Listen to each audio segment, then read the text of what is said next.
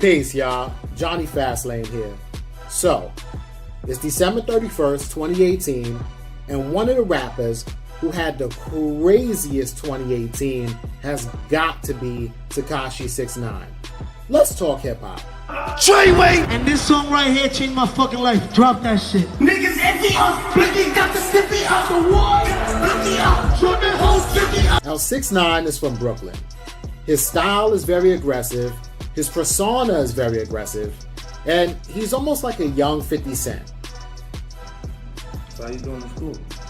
Doing pretty good, man. You know what I'm saying? Teachers fucking with me and shit. You know I need you to do good, man. You gotta focus on your grades. Yeah, I'm getting good grades. How about gym? How you doing as well? Gym is pretty, I got asthma and shit. So it's hard for me. I'm the fastest kid in the world, but the asthma is kicking in. I got you. That sounds good. What you got me? Oh. So don't come here and talking about your failed gym, motherfucker. Yo. This is an actual asthma pump? Yeah. Try it. Oh. See, now ain't no reason for you to fail gym. Yeah, this shit lit. I'm the fastest kid in the world. I always knew you was a special baby, man. Yeah. I'm telling you. You want to celebrate with some? I first heard of 6ix9ine in 2017. It was like late 2017, like maybe November, something like that. I seen like a bunch of pictures of him, rainbow hair, big 6ix9ine on the face, 6ix9ine tatted all over his arms. And I was just thinking to myself, like, yo, this, he had like rainbow teeth, like red, yellow, blue, green. And I'm like, yo, these these dudes are funny, right? I'm like, whatever though. So then I see an interview on This Is 50, and it's DJ Punch. And Punch is from Brooklyn, like I'm from Brooklyn. And so I really look at what Punch kind of says and does for the culture. He puts on a lot of people from Brooklyn. He put on Bam Vito, Young M.A., Designer. What's up? We got This Is 50 in the building. Mr. Punch himself. You know what the fuck it is. Every Mr. Punch, this is 50. motherfucking city. A lot of motherfuckers talk like they help this city, and when it's time, they not doing it. These are the guys, and you see where I'm at.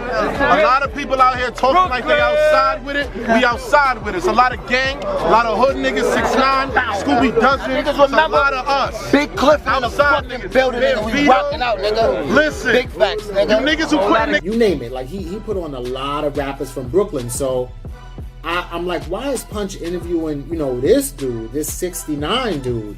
And watching that interview, I seen that like 6ix9ine was from Brooklyn, and I'm like, okay, cool. Not only is he from Brooklyn, but he's like from like 10 minutes away from where I live. So I'm like, aight. And then he was claiming blood, and I'm like, aight. But he had the rainbow hair, so it was just kind of weird and different. You know what I'm saying? You gotta Because understand. if you got time to say something about someone else, you don't got no money in your pocket. You know what I'm saying? You worry about the next man. You know what I'm saying? But that's cool. We need people like y'all in the world, so that's always a good thing. I don't not dislike my haters. You know what I'm saying? Like I actually appreciate y'all. I appreciate y'all. I don't want to say I appreciate y'all more than the fans, but I appreciate y'all almost about them, you know what I'm saying? Because y'all keep me relevant, but yeah. You it, man. Nah, it's, I don't want. We're not gonna do too much on them. It's just to let the people see it's real. You from Brooklyn? They outside. Everybody question everything. Not understanding. I mean, You my outside with it. address all over my interviews. The So, like, you know what I'm hoolies. saying? You around a lot of hoolies. You good? It's lit, man. He was talking like super gangster, but he had rainbow colored hair, so that was like just a weird contrast. So, at that point, I hadn't even listened to any of 6ix9ine's music yet, but I saw the interview. So at that point, I'm like, you know what? He's from Brooklyn. Let me give him a try. So I went and I'm searching on YouTube, listening to his music, and he had like one like rap video out at the time. Like he had other videos, but it was like more like goth, like rock, punk, hip hop. It wasn't really like street hood hip hop. it was like more like Ski Master, Slump God kind of stuff. It was like weird stuff, you know. But he had just one rap video, Gummo, where it was like hip hop, and he's like on the streets in Bed-Stuy, 10 minutes from my crib, you know, with 100 bloods behind him, and he's like, niggas iffy ya, blicky got the sticky ya. And I was like, yo, just the way that whole thing looked, I was like, wow. This is like late 2017. This is like November, December. So January, a lot of people didn't really know 6ix9ine in 2018. February, he drops his first album, Day 6ix9ine. And that joint, it was good, man. He had a lot of songs on there. It was kind of like 50-50, so he was still like kind of in his bag as far as like being a punk rock rapper. So like maybe like 5 of the songs, they were like punk rockish, but then like the other songs were like very hood. He had Gummo on there. He had Billy on there, which was the intro. He had Kuda on there. And I was just like, wow, you know. And he just started like getting a little bit more tattoos. In, you know, March and April, he started getting some chains. And he used to just walk around and basically be like a bully in this hip hop industry. Very, very reminiscent of 50 Cent and the way that he was doing it like back in 2002. Just walking around, you know, not being scared of no rapper, telling rappers, suck my dick, you know, beefing with Trippie Redd, beefing with YG, beefing with Chief Keef, beefing with Ludacris. He did not back down at all from any beefs. You know, some real New York type of stuff, you know. It was like this kid was like reminiscent of everything that, you know, New York represents. He started calling himself the king of New York. You know, you don't ask to be the king, you know, you take it. And he definitely, you know, took that crown. He was running through the city, buzzing every time he came through the block. And I can vouch for this. Every time he came through the block, this whole cops had to shut the street down. They shooting music videos. You got cars in the middle of the street parked backwards. You know, the roads blocked off. Cop cars in and out the hood. I mean, it was crazy.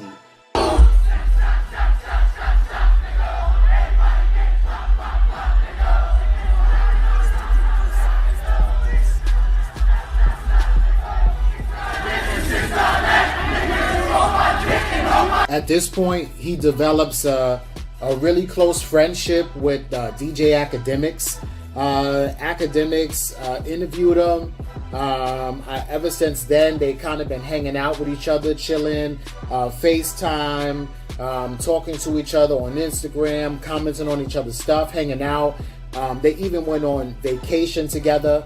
You know, Academics definitely helped pull 6ix9ine up to another level within the industry. You know, Complex was interested in 6ix9ine at this point.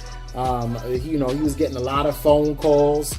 And then 6ix9ine really helped Academics too, give him a little bit of street cred, kind of help the people, you know, on the streets kind of say, all right, you know, I respect Academics for, you know, for the culture. Hey, yo. Yeah. Rainbow clown. You know what I'm saying? I got the Versace bag, you know what I'm saying? That's definitely not Versace. That's MCM. Y'all see the fucking Tommy Hilfiger fucking boxes, you know what I'm saying? Hold on. And I know I'm the worst person to talk about this, but Takashi, I ain't gonna lie, bro. Listen, I'm the worst person to say this. Bro, you gotta hit the gym. Like, you be jumping in the I know I'm the worst person to say, yo, he gotta hit the gym, dog. Yo, he kinda got a dad bod and he's like 19. Bro, you have to hit the gym. Yo, this nigga's a fucking, listen. Yo, he's skinny fat. Yo, he got, you got the body of every, and by the way, I love the Mexicans, trust me. He got a body of a Mexican fucking, man, fuck what this nigga talking about. Y'all see what the fuck is going on, man. Y'all see, man, let me spin it on these niggas, man. Y'all see what the fuck going on. Yo, did you grease that chain before? I ain't grease shit. Yo, deadass.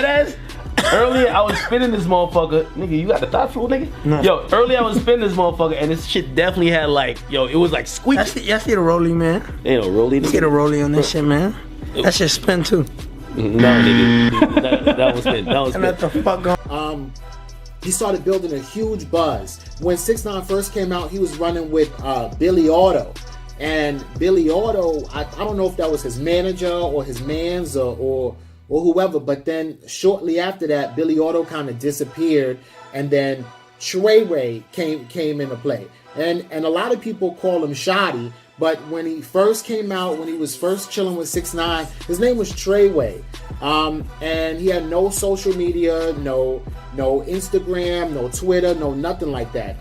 Treyway changed his name to Shoddy, or started going by Shoddy, which was like his original name, and changed the name of the record label to Treyway Entertainment.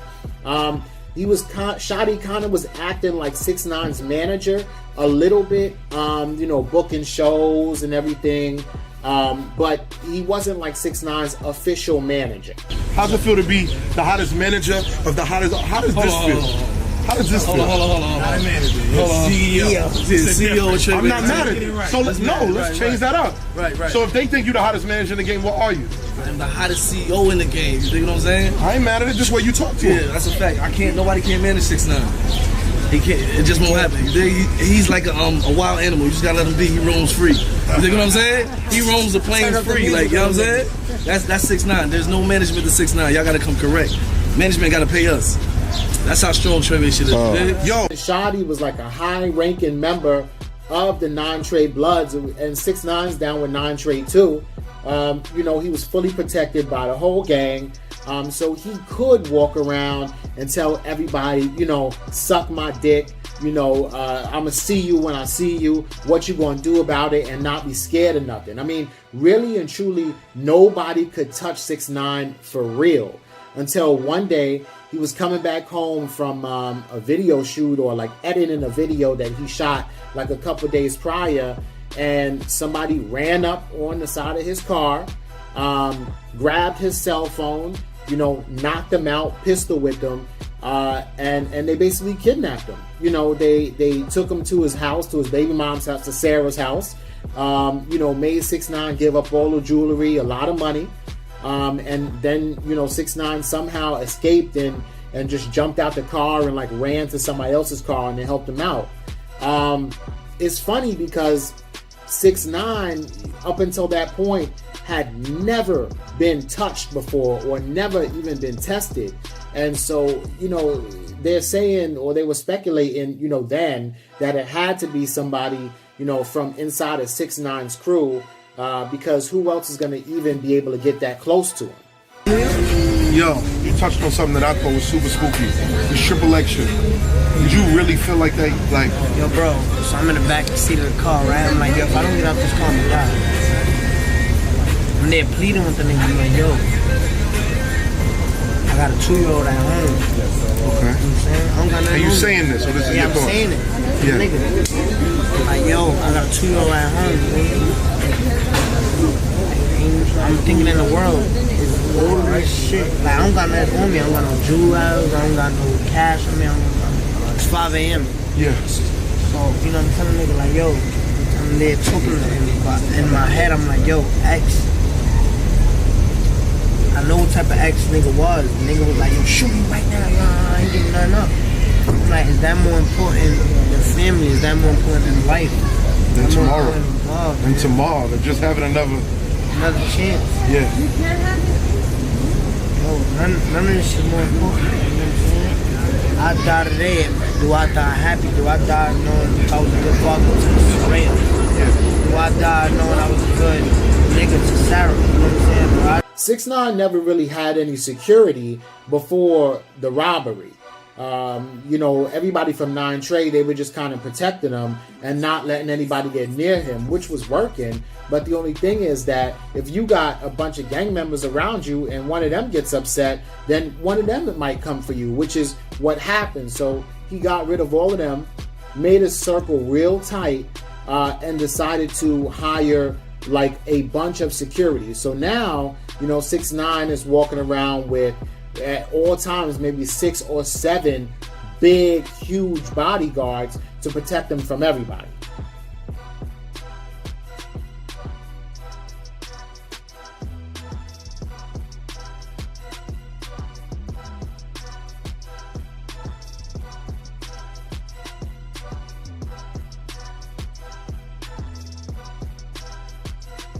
So this is real world beef. But all while this is going on, 6ix9ine is still on the internet and on Instagram, making a name for himself, promoting his music. And he also has rap beef too. But the rap beef, not really as serious as the real world beef. So yeah, he's beefing a little bit with Chief Keef back and forth.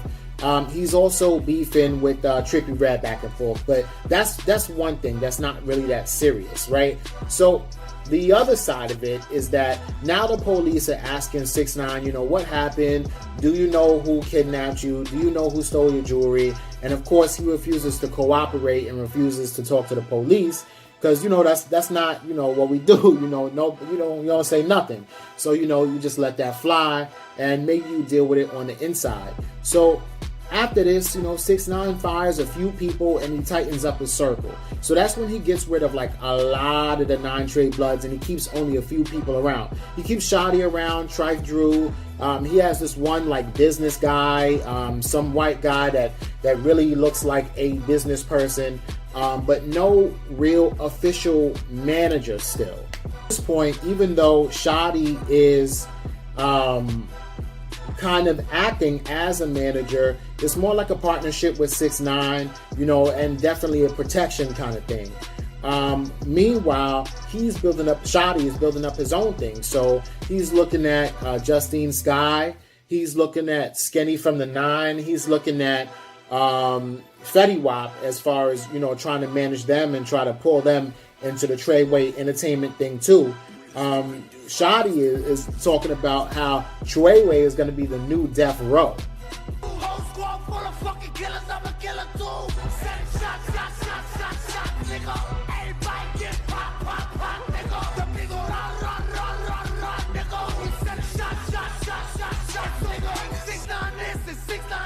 Niggas on my dick and on my yacht. These niggas looking for me, you can hit my jack. I done draw my ass right over 6ix9ine. 6ix9ine is now like 5 for 5 or 6 for 6 on the Billboard. Every song that he drops charts on the Billboard. It doesn't, you know, hit number 1, but it's definitely like within the top 100. So maybe 50, maybe 72, maybe 12, but everything is charting, you know, which is really good for him. It's really good for the record label, and he's just looking real good out here. So Nicki Minaj during the summertime is dropping her new album Queen, and she needs something. She needs a push. She needs a buzz. And 6ix9ine, though it's his first year really in the rap game, is so big. Everybody is paying so much attention to what Tekashi 6ix9ine is doing that I guess they thought it was smart that she get with 6ix9ine on a song called Fifi. And that song right there helped both of their careers out. Yo, I'm with the fucking queen herself. The only queen. Fucking Treyway, you know that shit. So Fifi was number 1 on the Billboard charts, right? So he's knocking it out the ballpark, right? So meanwhile, people are talking shit about 6ix9ine, rainbow hair, 6ix9ine tattoos, funny teeth. He's beefing with everybody, but everybody is loving the music though. So it's almost like they want him to chill out with all the antics and just drop music. But 6ix9ine is smart. He knows that the antics are the reason why a lot of people are paying attention to the music. Yeah, you can talk shit, but you do have to back it up with some good ass music, and that's what he was doing. So right after that, he starts gearing up to drop a new album, Dummy Boy. So within a year, you know, 6ix9ine is so big that on Dummy Boy, he plans to work with A Boogie with the Hoodie. He plans to work with Nicki Minaj again. He plans to work with Kanye West.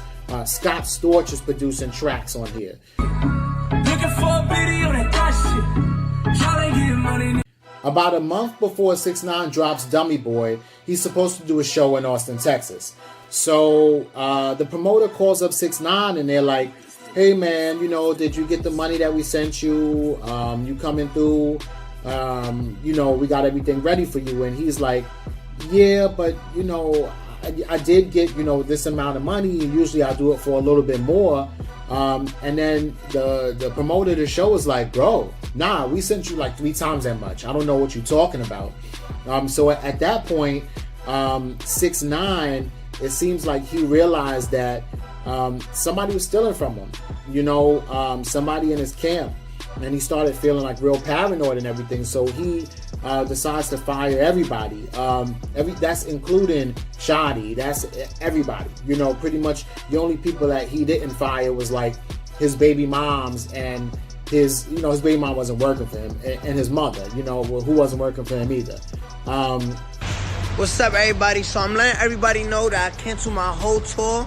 The American dates is not happening. It's not going down. Austin, Texas, I think I was supposed to be there today. I'm not going to there. I spoke to the promoters, Jose Avila, with Avila Music.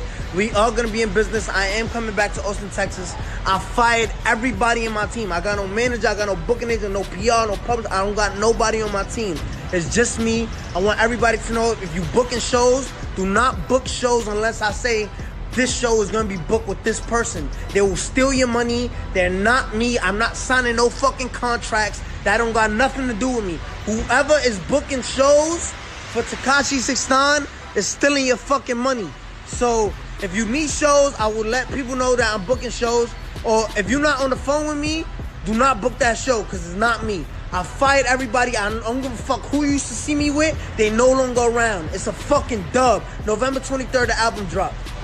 And that started causing a lot of trouble and turmoil, you know, within Treyway, because now, or within 9 Trey, because, you know, he is a blood, he's claiming the flag, and if you gonna, you know, fire everybody, it almost is like you dropping your flag, and you can't do that, you know what I'm saying?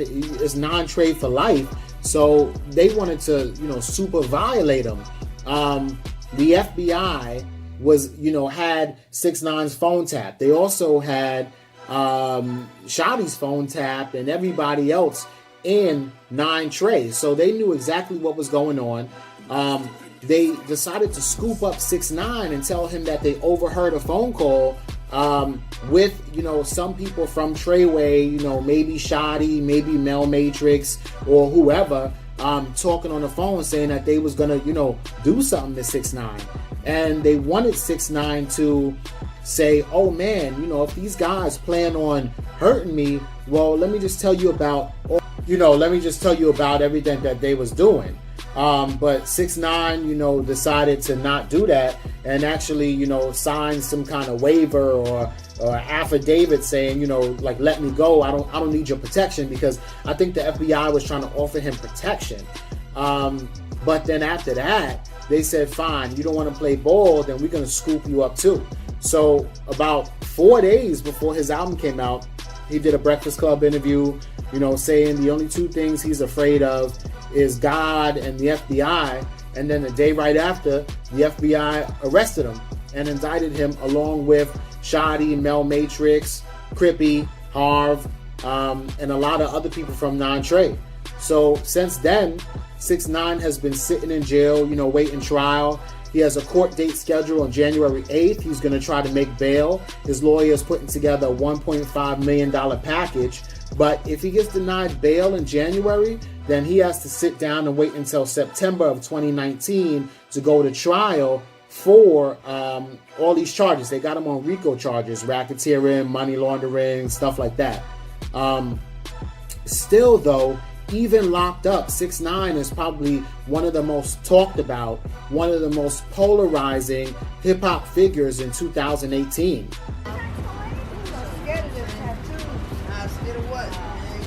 I don't know. I got plenty of toys. You gonna play with my grandbaby? Wow. $500. Get something to eat, chill. What's poppin'? Play with shit, man. We out here. Let's split it. And grandma don't get none. Next time, I wish I had my grandbaby. Could I get? He's touched a lot of lives. He's helped out a lot of people. And a lot of people miss him. You know, it's evident because now his baby mom, Sarah, is beefing with DJ Academics or on Instagram. They going back and forth. It seems like now that he's locked up, a lot of people who he helped out or who he was like supporting along the way, They're just really struggling to figure out what they're gonna do now. So, you know, hopefully he does get out. Hopefully this is not the end of the story, and we see a lot more 6ix9ine in 2019. Let me know. Do y'all want to see more 6ix9ine in 2019, or are you happy that he's locked up and you want him gone for good? Like, comment, share, subscribe. Y'all know what to do. Peace.